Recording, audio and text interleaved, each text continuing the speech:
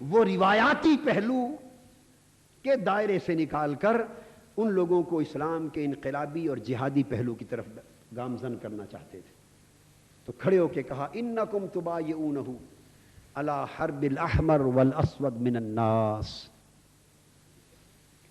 کہ بارگاہ مصطفیٰ صلی اللہ علیہ وآلہ وسلم پر اسلام کی بیعت کرنے کا معنی یہ ہے کہ اگر تم دائرہ اسلام میں داخل ہو کر حضور کے دست اقدس پر بیعت کر لیتے ہو تو اس کا مطلب یہ ہے کہ آج کے بعد ہر سرخ اور سفید سامراج کے خلاف جو ظالم ہے، جو استعماری ہے، جو طاغوتی ہے، جو اللہ کے دین کا دشمن ہے، دست مصطفیٰ پر بیعت کرنے کا معنی یہ ہے کہ اسلام قبول کرنے کے بعد آج کے بعد ہر ظالم طاقت کے خلاف تمہارا اعلان جنگ ہو گیا ہے.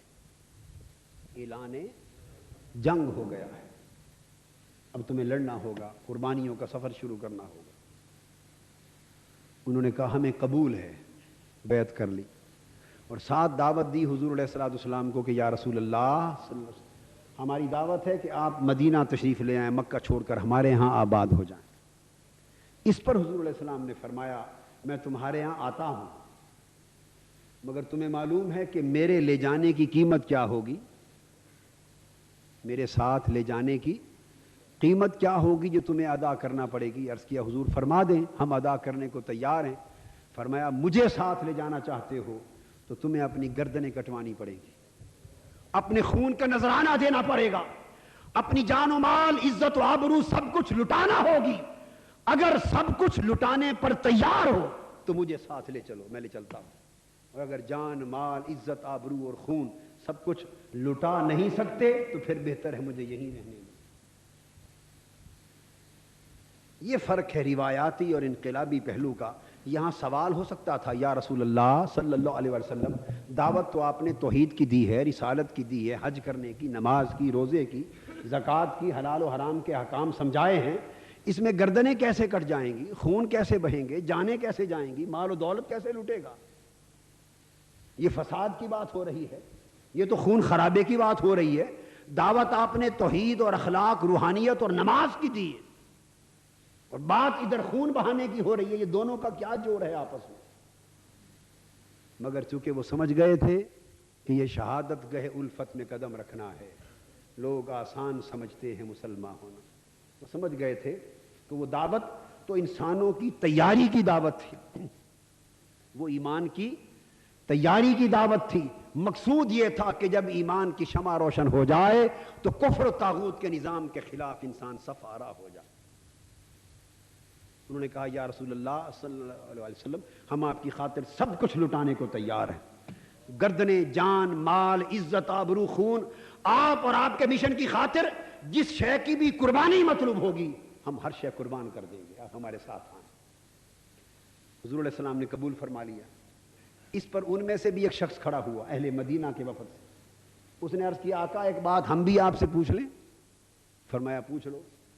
اس نے کہا یہ وعدہ کریں ہم سے، آپ اس سوال کا جواب دیں کہ ہم آپ کی خاطر سب کچھ لٹا دیں گے جب اللہ پاک آپ کو غلبہ عطا کر دے گا اور آپ کی حکومت قائم ہو جائے گی. یہ بیعت عقبہ ثانیہ کے موقع کی گفتگو سنا رہا ہوں آپ کو. جب اللہ پاک آپ کو غلبہ عطا فرما دے گا اور اقتدار آپ کو اللہ پاک عطا فرما دے گا تو کہیں ایسا تو نہیں ہوگا کہ جانیں ہم قربان کرتے رہیں اور جب اقتدار کا وقت آئے آپ پلٹ کر پھر اپنے پرانے مکے والے رشتہ داروں کو سارا کچھ سونپ دیں؟ یہ وفد کے ایک آدمی نے سوال کیا. کھڑے لوگ تھے، دو ٹوک بات کرتے تھے، سادہ لوگ، بالدار نہیں تھے. حضور علیہ السلام نے اس کا جواب عطا فرمایا. فرمایا نہیں، ایسا نہیں ہوگا. اگر تم نے میرے اور میرے مشن کی خاطر اپنی جان و مال، عزت و آبرو، خون سب کچھ لٹانے کا قسم کھائی ہے تو میں بھی کہتا ہوں دمی دمکم وہدمی ہدمکم، انی اسالم من سالمتم وحارب من حاربتم. سن لو اس اللہ کی عزت کی قسم جس کے قبضہ قدرت میں محمد کی جان ہے. اس سودا کے ہو جانے کے بعد آج میرا خون تمہارا خون ہے اور تمہارا خون میرا خون ہے. میری عزت تمہاری عزت ہے، تمہاری عزت میری عزت ہے. جو تمہارا دوست ہوگا وہ میرا دوست ہوگا، جو تمہارا دشمن ہوگا وہ میرا دشمن ہوگا. وہ رشتے کٹ گئے اور نئے رشتے جڑ گئے. اس معاہدے کے بعد حضور صلی اللہ علیہ وآلہ وسلم نے صحابہ کرام کو گروہ در گروہ مدینہ روانہ کرنا شروع کر دیا، بھیجنا شروع کر دیا، اب چلے جاؤ، منصوبہ بندی شروع ہو گئی۔ جب کم و بیش اکثر صحابہ سوائے ان کے جن کا بھی نکلنا ممکن نہ تھا مدینہ طیبہ پہلے منتقل ہو گئے، آپ رہ گئے، سیدنا علی شیر خدا رہ گئے، سیدنا صدیق اکبر رضی اللہ تعالیٰ عنہ رہ گئے، یہ چند کمزور رہ گئے، تب سب سے آخر میں آقا نے مدینہ کی طرف ہجرت فرما لی۔ تو بیعت عقبہ ثانیہ اور ہجرت اور اس کے بعد کا سارا سفر یہ اسلام کے انقلابی اور جہادی پہلو کا سفر ہے۔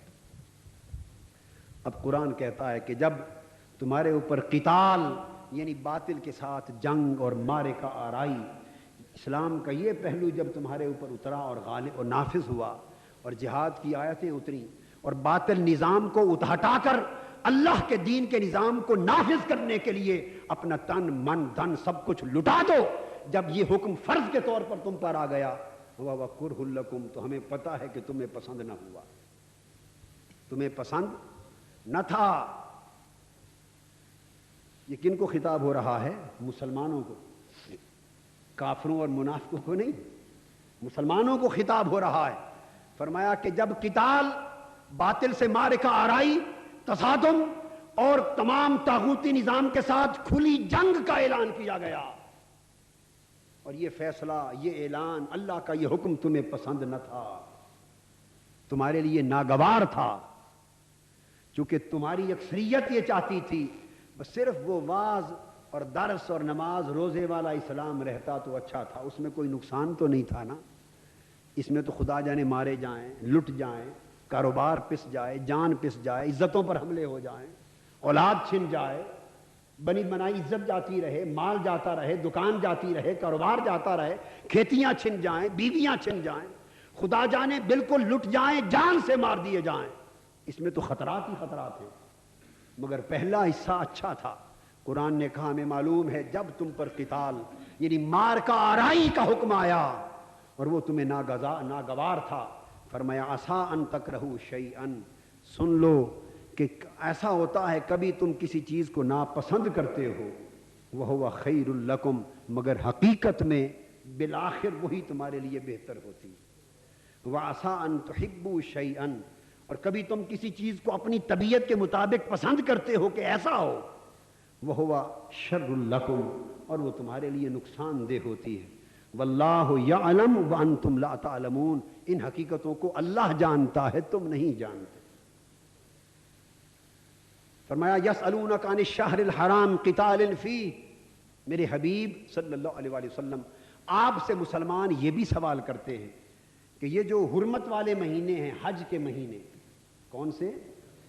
یہ جو حج کے مہینے ہیں، حرمت والے مہینے، ان کے بارے میں سوال کرتے ہیں کہ یا رسول اللہ کیا ان میں بھی جنگ کرنی چاہیے؟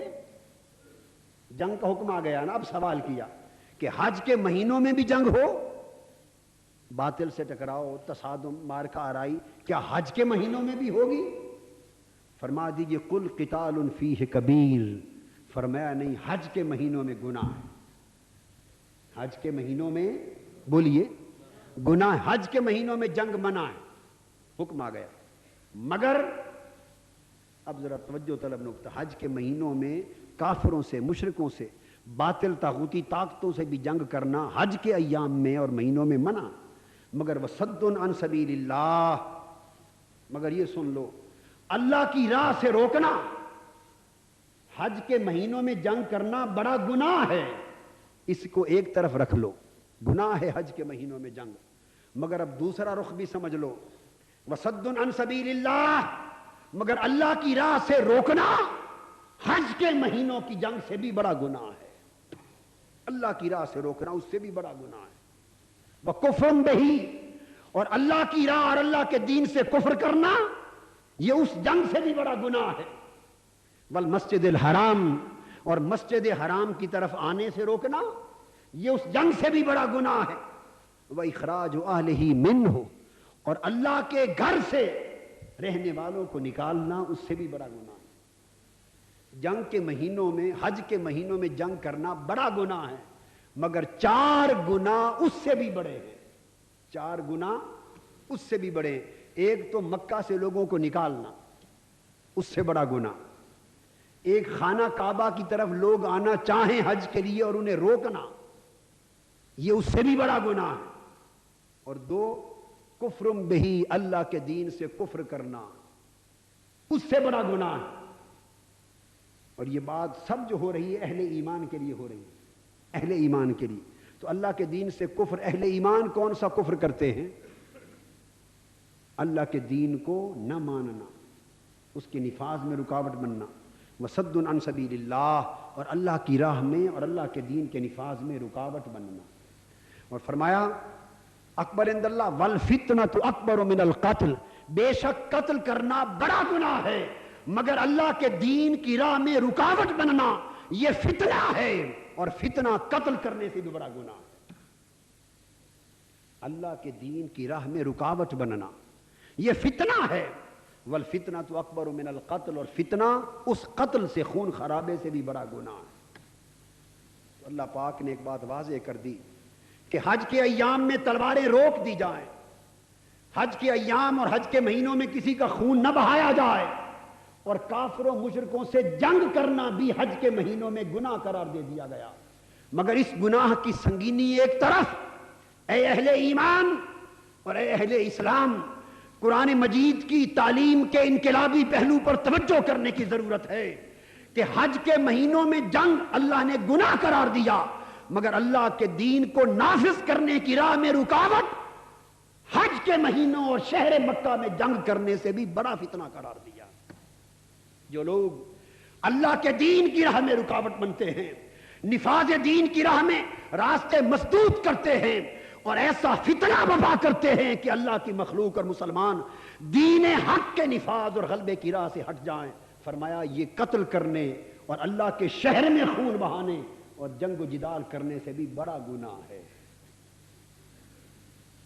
اور پھر یہاں فرمایا آخر میں وَلَا يَزَالُونَ يُقَاتِلُونَكُمْ حَتَّى يَرُدُّوكُمْ عَنْ دِينِكُمْ إِنِ اسْتَطَاعُوا۔ یاد رکھ لو مسلمانوں، یہ کافر لوگ، اور آگے دوسرے مقام پر فرمایا کہ اہل کتاب یہودی اور نصارہ، ان کی بات کی، فرمایا یہ کافر لوگ اور دین کے دشمن یہ تمہارے خلاف ہمیشہ جنگ جاری رکھیں گے۔ پیشین گوئی کر رہا ہے قرآن کی پیشین گوئی ہے۔ وَلَا يَزَالُونَ يُقَاتِلُونَكُمْ، دین کے دشمن اے امت مسلمہ تمہارے خلاف ہمیشہ جنگ جاری رکھیں گے۔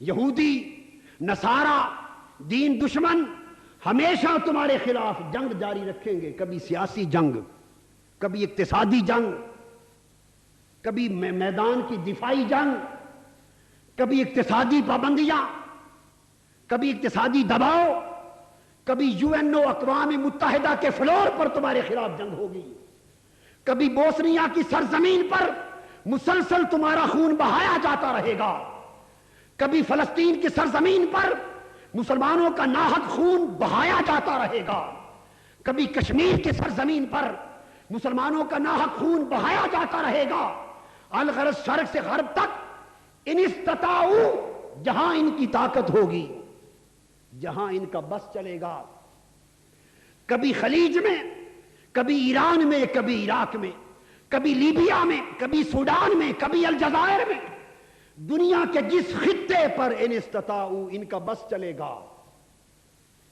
ان کافروں کا جہاں بس چلے گا، جہاں طاقت ہوگی، یہ تمہارے خلاف جنگ جاری رکھیں گے، کبھی سیاسی دباؤ کی جنگ، کبھی اقتصادی دباؤ کی جنگ، کبھی دفاعی دباؤ کی جنگ، کبھی ایٹمی حوالے سے امداد روکنے کی جنگ۔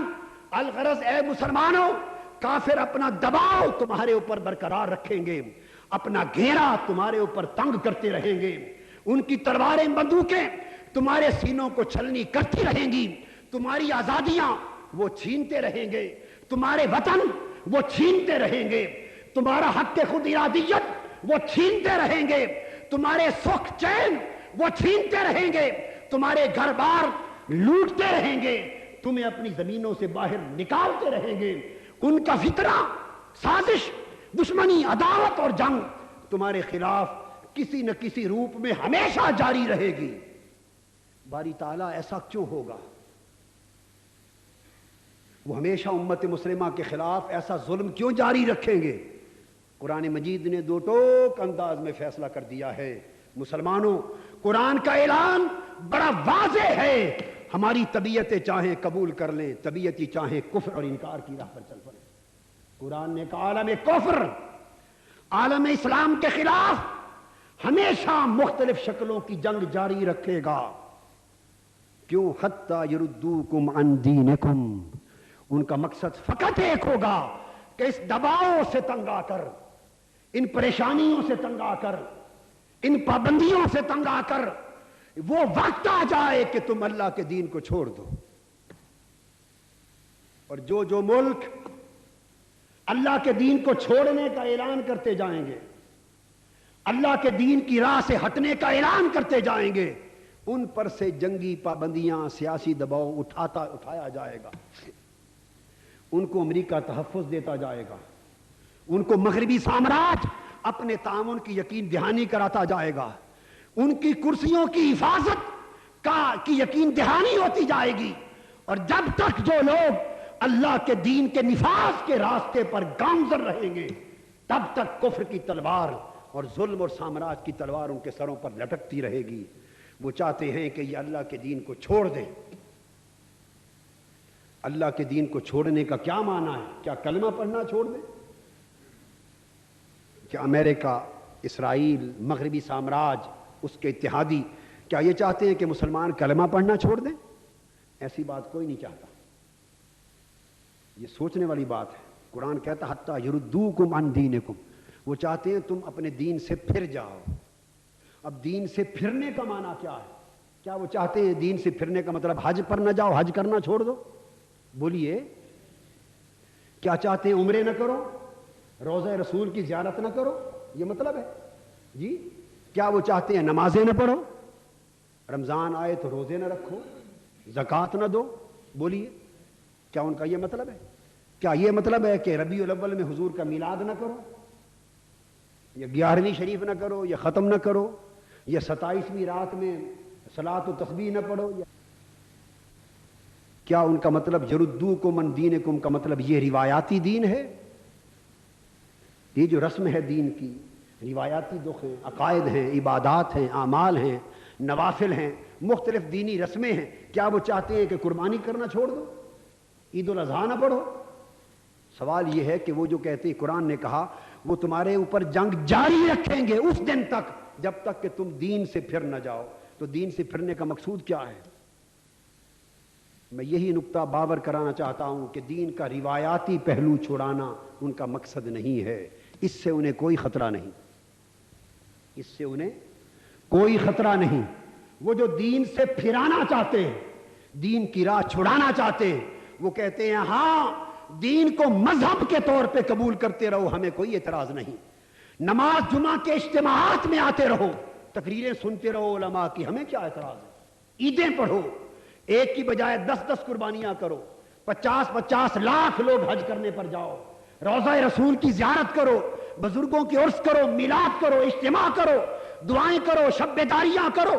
جہاں تک دین کا عباداتی پہلو ہے، دین کا معاملاتی پہلو ہے، دین کا روایاتی پہلو ہے، دین کا اعتقاداتی پہلو ہے، وہ کہتے ہیں یہ کرتے رہو، ہمیں اس سے کوئی اعتراض نہیں۔ وہ کہتے ہیں کہ یہ سب کچھ کرو مگر دین اسلام ایک سیاسی قوت بن کر دنیا میں ابھرنے نہ پائے، دین اسلام کسی ملک کا سیاسی نظام بن کر نافذ نہ ہونے پائے، دین کی ثقافت بلند نہ ہو، دین کی سیاست بلند نہ ہو، دین کی معیشت بلند نہ ہو، اور مغربی جمہوریت کے مقابلے میں قرآن کا دیا ہوا تصور سیاست تمہاری پارلیمنٹ کے اندر داخل نہ ہو، قرآن کا نظام نافذ نہ ہو، سنت محمدی کا نظام نافذ نہ ہو۔ ان کا مدعا یہ ہے کہ دین کی سیاسی قوت نہ ابھرے، اسلام کے نظام کا نام چھوڑ دو، نظام مصطفیٰ کا نام چھوڑ دو، مصطفی انقلاب کا نام چھوڑ دو، سرزمین پر اللہ کے دین کو ایک سیاسی قوت کے طور پر انقلاب کے ذریعے بپا کرنے کا نام چھوڑ دو۔ باقی مسجدوں میں جو جی چاہے کرتے پھرو، خانقاہوں میں جو چاہے کرتے پھرو، کل خانیاں کرو، واز کرو، نکاح پڑھو، طلاق دو، طلاق کے مسئلے سمجھو، سارا کچھ معاملات کو دین کے مطابق چلاؤ، مگر ریاست دین کے مطابق نہ چلے، اسمبلی دین کے تابع نہ ہو، پارلیمنٹ دین کے تابع نہ ہو، جمہوری نظام قرآن اور سنت کے تابع نہ ہو، اور شریعت محمدی عالم اسلام کے کسی ملک کا نظام نہ بن سکے۔ وہ چاہتے ہیں یردوکم عن دینکم، کہ دین کے اس پہلو سے تمہیں پھیر دیں۔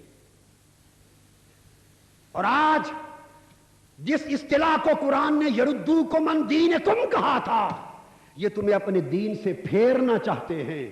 آج امریکہ اور مغربی سامراج اس اصطلاح کو بنیاد پرستی کے نام سے آگے بڑھا رہا ہے۔ آج امریکہ کا نیو ورلڈ آرڈر بنیاد پرستی کا نام لے کر کے ہم دنیا سے بنیاد پرستی کا خاتمہ کرنا چاہتے ہیں۔ وہ بنیاد پرستی کے خاتمے کے نام پر دنیا سے اسلام کی ثقافت کو مٹانا چاہتے ہیں۔ وہ بنیاد پرستی اور فنڈامنٹلزم کے خاتمے کے نام پر دنیا سے اسلام کے دینی سیاسی تشخص کو مٹانا چاہتے ہیں، اسلام کے نظریاتی تشخص کو مٹانا چاہتے ہیں، اسلام کی سیاسی قوت کو مٹانا چاہتے ہیں، اور نام لے رہے ہیں بنیاد پرستی کا خاتمہ۔ میں پوچھتا ہوں بنیاد پرستی کیا ہے؟ کون اس دنیا میں بنیاد پرست نہیں ہے؟ امریکہ ویسٹرن ڈیموکریسی اور فنڈامنٹل ہیومن رائٹس کا چیمپئن ہے، انسانی بنیادی حقوق کا۔ ان کے بھی کچھ بنیادی تصورات ہیں۔ کیا امریکہ اپنے بنیادی تصورات کو چھوڑنے کے لیے تیار ہے؟ امریکہ سے کہا جائے بنیادی انسانی حقوق ختم کر دو، کرے گا؟ ڈیموکریسی ختم کر دو، کرے گا؟ کیپٹلسٹک اکانومی ختم کر دو، سرمایہ داریت، کرے گا؟ وہ کہے گا نہیں، یہ ہمارے بنیادی تصورات ہیں۔ امریکہ یورپ کو کہا جائے فری کلچر ختم کر دو، کرے گا؟ وہ کہے گا نہیں، یہ ہمارے بیسک ویلیوز ہیں، یہ ہمارا بیسک کلچر ہے، یہ ہمارے بیسک اور فنڈامنٹل کانسیپٹس ہیں۔ جب تم اپنے فنڈامنٹل سے، تم اپنے بنیادی تصورات سے ہٹنے کو تیار نہیں، تو مسلمان سے توقع کیوں کرتے ہو کہ وہ اپنے بنیادی عقائد سے ہٹ جائے، اپنے بنیادی تصور سے ہٹ جائے؟ ہندوؤں کی بھی کچھ بنیادی تصورات ہیں، وہ اس سے ہٹنے کے لیے تیار نہیں۔ اسرائیلی ریاست کے بھی بنیادی تصورات ہیں، تم انہیں اس تصور سے ہٹانے کو تیار نہیں۔ اشتراکی کمیونسٹ ریاستوں کے بنیادی تصورات ہیں، تم انہیں اس بنیادی تصور سے ہٹانے کو تیار نہیں۔ بوسنیا میں جو مسلمانوں کا خون بہ رہا ہے، وہ کس بنیاد پر؟ وہ بھی ایک بنیاد ہے۔ تم اپنی بنیادوں کی خاطر لاکھوں انسانوں کا خون بہاتے چلے جاؤ، تم بنیاد پرست نہ بنو۔ مسلمان اپنے بنیادی عقیدے اسلام کے نظام کی بات کرے، وہ بنیاد پرست کہلائے۔ یہ 1400 سال قبل قرآن کی بیان کردہ پیشین گوئی ہے کہ عالم یہودیت اور عالم کفر مسلمانوں پر دباؤ، جنگی دباؤ قائم رکھے گا جب تک مسلمان اپنی راہ سے ہٹ نہ جائیں، اور اس راہ سے ہٹانے کو بنیاد پرستی کا خاتمہ قرار دیا جا رہا ہے۔ اور بدقسمتی آج عالم اسلام کے ان ملکوں کی جہاں بنیاد پرستی کے خاتمے کے تصور کو قبول کر لیا گیا، سوڈان میں نام نہاد مسلمانوں کی حکومت اور سیاسی قیادت نے سوڈان میں بنیاد پرستی کے خاتمے کے نام پر اسلامی نظام کی خاطر کام کرنے والی تحریکوں کا خاتمہ کر دیا ہے۔ اب وہاں اسلامی نظام کی بات کوئی نہیں کر سکتا۔ الجزائر میں اسلامی نظام کے نفاذ کی بات کرنے والی تحریکوں کو صفحہ ہستی سے مٹا کے رکھ دیا گیا ہے۔ اب وہاں اسلامی نظام کی بات کوئی نہیں کر سکتا۔ اور دوستو، دکھ اور درد کی بات ہے، خدا جانے پاکستانی قوم کے شعور کی آنکھ کب بیدار ہوگی، ہماری سوئی ہوئی غیرت کب بیدار ہوگی، ہمارا سویا ہوا ایمان احساس کی تمش کے ساتھ کب بیدار ہوگا۔ ہم آج تک مغربی پروپیگنڈا کی زد میں ہیں اور سیاست کو دین سے جدا رکھنا چاہتے ہیں۔ یہی تو عالم کفر کی خواہش ہے کہ مسلمان اپنی سیاست کو مذہب اور دین سے جدا کر دے۔ اس کا مقصد پورا ہو گیا۔ جب مذہب سیاست سے جدا ہو گیا تو مذہب خالی نماز جمعہ رہ گیا، مذہب خالی نکاح طلاق رہ گیا، مذہب خالی نکاح اور کلخانی رہ گیا. یہی امریکہ چاہتا ہے, یہی عالم کفر چاہتا ہے, یہی مغربی سامراج چاہتا ہے کہ مسلمان ذہنی طور پہ اس بات پر آ جائے کہ دین اور مذہب کو سیاست سے جدا کر دو, تاکہ مسجدوں میں مذہب بند ہو اور باقی پوری ریاست عالم کفر, نظام ظلم اور نظام استحصال کے مطابق چلتی رہے. اے مسلمانان پاکستان, اگر آپ اب بھی بیدار نہ ہوئے تو اپنے انجام کو سن لیں. الجزائر میں بنیاد پرستی کے خاتمے کے نام پر اسلامی تحریک, سیاست کی تحریک کو دبایا گیا, اور دبانے کے بعد اخبار اٹھا کے دیکھیے, آج الجزائر میں اگلا قدم یہ اٹھا کہ عورتوں کے سر پہ دوپٹہ لینے کو بھی غیر قانونی قرار دے دیا گیا. اب الجزائر میں عورتیں دوپٹہ لے کے نہ سکول جا سکتی ہیں, نہ کالج, نہ دفتر. جو عورت دوپٹہ لے گی اس کو نوکری سے اور سکول سے خارج کر دیا جائے گا. خالی دوپٹہ لینا بین کر دیا گیا ہے.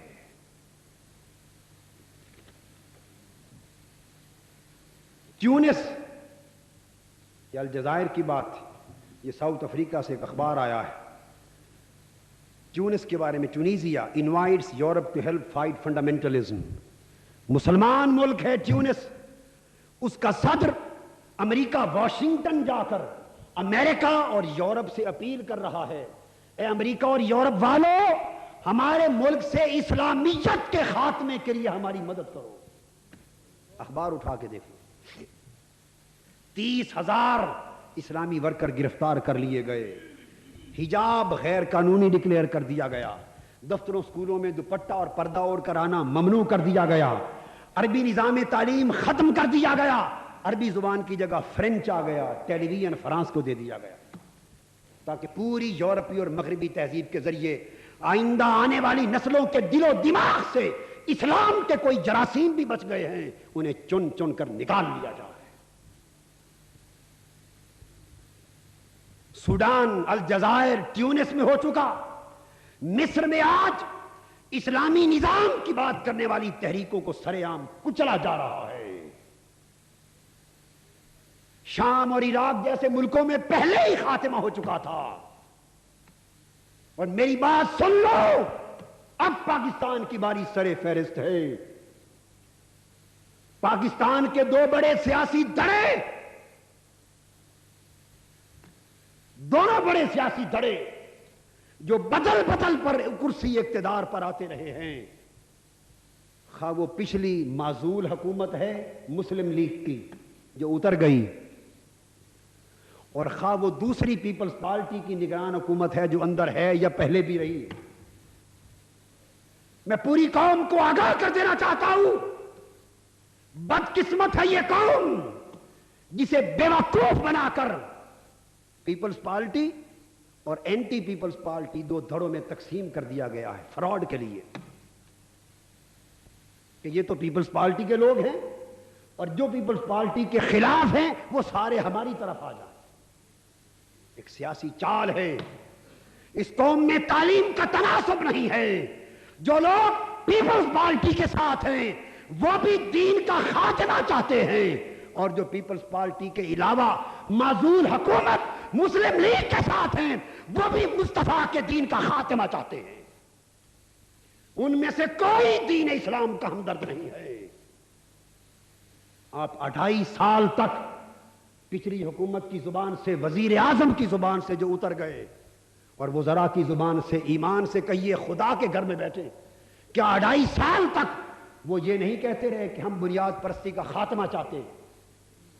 ہم بنیاد پرست نہیں ہیں, ہم بنیاد پرستی والا اسلام نہیں چاہتے. بولیے کہتے رہے یا نہیں؟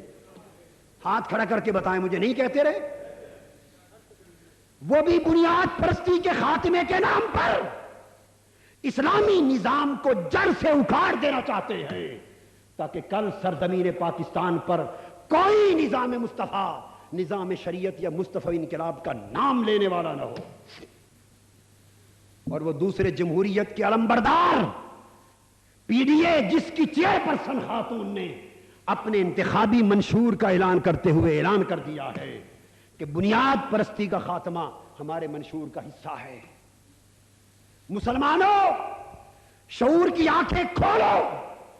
یہ بھی بنیاد پرستی کے خاتمے کی بات کر کے امریکہ سے اپنے اقتدار کی ضمانت لینا چاہتے ہیں، اور یہ بھی بنیاد پرستی کے خاتمے کی آوازیں بلند کر کر کے امریکہ سے تعاون کی مختلف ضمانتیں لینا چاہتے ہیں، مگر قوم ہے کہ وہ اندھی ہے، اس کی شعور کی آنکھیں بند ہیں، وہ اپنے دو ٹکے کے مفادات کی خاطر یا ادھر ہے یا ادھر ہے، وہ کوئی اور تیسرا راستہ سوچنے کو تیار نہیں ہے۔ ادھر سے مفاد مل جائے تو جن کو مفاد ملے وہ ادھر ہے، جن کا ذوق ادھر چلا جائے وہ ادھر ہے، ان کو سوائے ادھر اور ادھر دو کے اور دنیا میں نظر کوئی نہیں آتا، اور یہ دونوں تمہیں تباہی کے گڑھے کی طرف لے جا رہے ہیں۔ اللہ کے دین کی جڑیں کٹیں گی، اسلامی ثقافت کا یہ خاتمہ کر دیں گے، فاشی اور یعنی کا دور دورہ ہوگا، اسلام کا نظریہ تمہاری نسلوں کے ذہنوں اور دلوں سے نکال کے پھینک دیا جائے گا، اور وہ وقت دور نہیں۔ اگر ٹیونس میں اسلامی پردے پر بین ہو سکتا ہے، مصر میں یہ آرڈر پاس ہو سکتا ہے، الجزائر میں ہو سکتا ہے، تو آپ عرش سے آئے ہوئے ہیں، آپ پر کیوں نہیں ہوگا؟ آپ پر کیوں نہیں ہوگا؟ وہاں بھی مسلمان بستے تھے آپ کی طرح، کیسے کبھی نہیں ہوگا؟ وہاں بھی مسلمان بستے تھے۔ اگر وہاں کرف نے اپنی جلال کے ساتھ اپنے پنجے گاڑ لیے ہیں، تو ان دو دھڑوں میں سے جو بھی مستحکم ہو گیا وہ صرف 2-3 سال کے اندر اندر پاکستان کا نقشہ بدل کے رکھ دے گا، نقشہ بدل کے رکھ دے گا۔ غیرت ایمانی کا تقاضا یہ ہے کہ ان دونوں دھڑوں کو مسترد کر کے اللہ کے دین کی غیرت کے ساتھ اس تیسری راہ کو پیدا کیا جائے اور قوم کے شعور کو بیدار کیا جائے۔ اللہ پاک ہمیں توفیق دے کہ اپنا تن من دھن سب کچھ اللہ اور اس کے رسول کے دین کے لیے قربان کر سکے، اور اس قوم کے شعور کی آنکھیں اللہ پاک کھول دے۔ وما علینا الا البلاغ۔